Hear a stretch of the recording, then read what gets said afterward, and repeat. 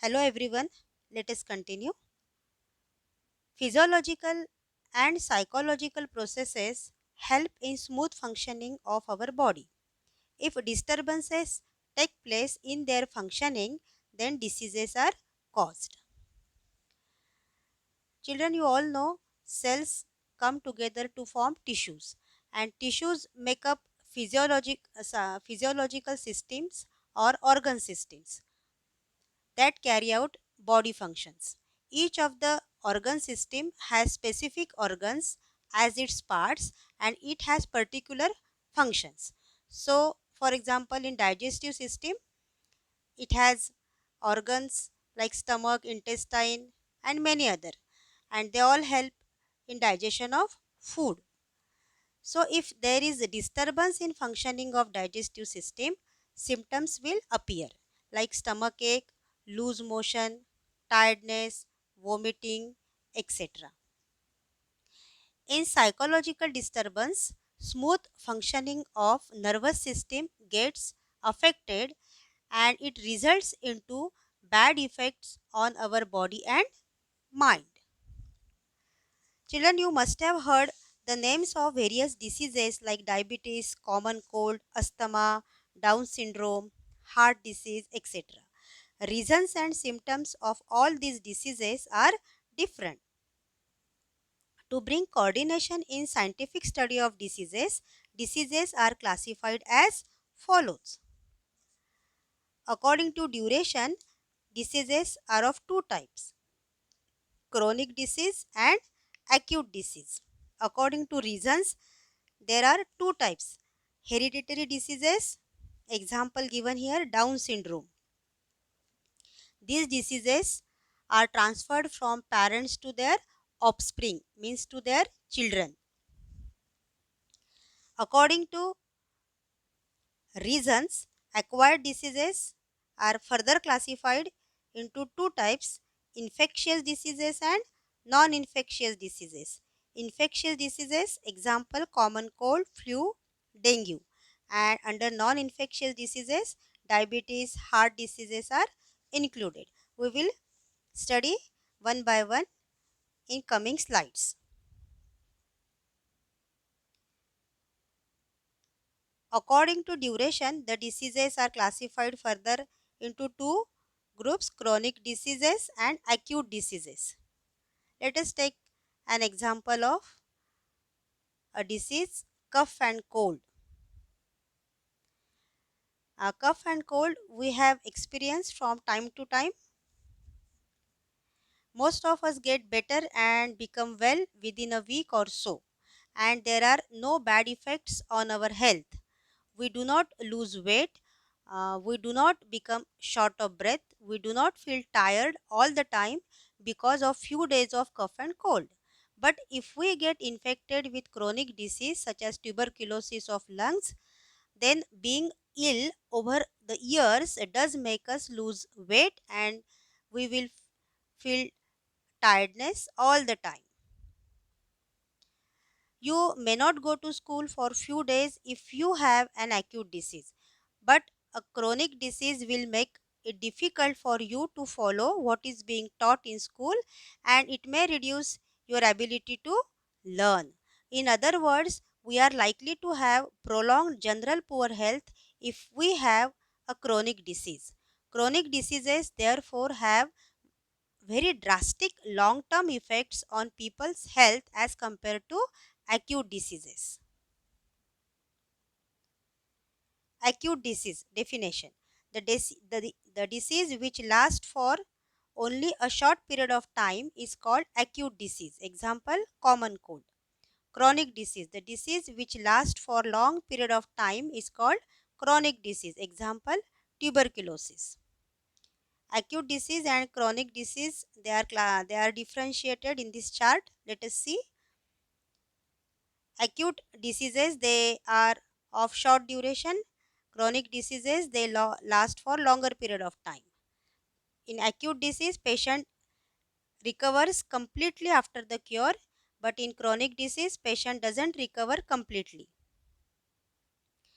There is no loss of weight or feeling of tiredness afterward in acute disease, And in chronic disease, there is often loss of weight or feeling of tiredness. There is short duration, loss of work and efficiency in acute disease, but in chronic disease, there is prolonged loss of work and efficiency.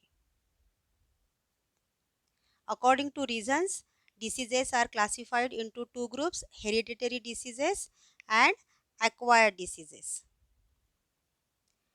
Hereditary diseases are the diseases which are transferred from parents to their offspring, means to their children. These diseases occur due to abnormalities in chromosomes and mutation in genes. Example given here is Down syndrome. Let me tell you more about Down syndrome. Down syndrome is a disorder arising due to chromosomal abnormality. Children suffering from Down syndrome are usually mentally retarded and have a short lifespan. Mental retardation is the most prominent characteristic. Other symptoms include short height, short wide neck, flat nose, short fingers, scanty hair, single horizontal crease on palm, and life expectancy is about 16 to 20 years. Acquired diseases are of two types: infectious diseases and non infectious diseases. Infectious diseases are those where microbes are the immediate causes are called infectious diseases. This is because the microbes can spread in the community and the diseases they cause will spread with them. Means in infectious diseases, microbes are the immediate cause. In non-infectious diseases, the immediate cause is not an external factor, it is but mostly they are due to internal factors. For example, some cancers are caused by genetic abnormalities. High blood pressure can be caused by excessive weight and lack of exercise. Infectious diseases where microbes are the immediate causes are called infectious diseases. The infection spreads from one person to another. Non-infectious diseases, some diseases that do not spread in the community but remains internal, are called non-infectious diseases. Example: cancer, genetic abnormalities, high blood pressure, etc. Let us discuss questions given in your textbook. Number 1. How do the following diseases spread? Hepatitis, malaria, scabies, tuberculosis, dengue, dysentery, ringworm, swine flu, etc. So, in hepatitis, mode of transmission is contaminated food and water. Some types of hepatitis, such as hepatitis B, is transmitted through infected blood. Malaria, mode of transmission is bite of female mosquito. Scabies, spread through a person who is contaminated with scabies mite. Tuberculosis, the disease tuberculosis gets transmitted through contaminated air due to bacteria of tuberculosis. Dengue gets spread by bite of female mosquito. Dysentery, mode of transmission is through contaminated food and water. The disease ringworm gets spread when someone comes in the contact with infected person and that person gets affected due to fungus. Swine flu is transferred through contaminated air with viruses of swine flu. What do you what do we mean by pathogen? The microbe that causes infection of some particular diseases are called pathogen. What do we mean by infectious diseases? Diseases spread through contaminated air, water, food, or vectors. Vectors include insects and other animals are called infectious diseases. By being in contact of a patient, the pathogens from his or her body enter into another normal person's body through air, water and other means.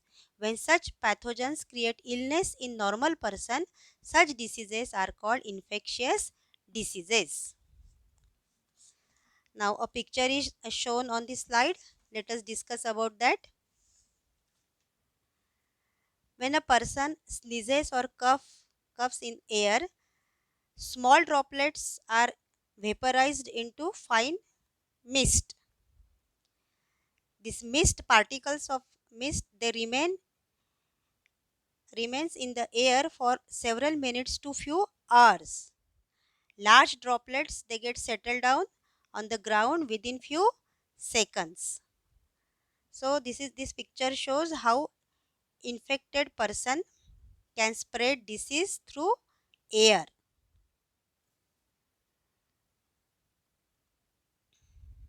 We all have had the experience of sitting near someone suffering from a cold or catching it ourselves. Obviously, the more crowded our living conditions are, the more likely it is that such airborne diseases will spread. So, overcrowded and poorly ventilated housing is therefore a major factor in the spread of airborne diseases. So, children, we will study about various infectious diseases in next video. Till then, thank you and have a wonderful day ahead.